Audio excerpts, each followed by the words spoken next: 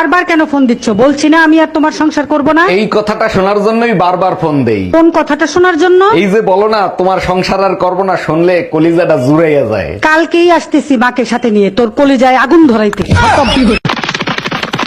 কিসির আয়নাঘর? আয়নাঘরে নাকি খুব কষ্ট। বিয়ে করিয়ে দেখ, বোর পাশে থাকলি না আয়নাঘরের থেকে ডবল কষ্ট হবে।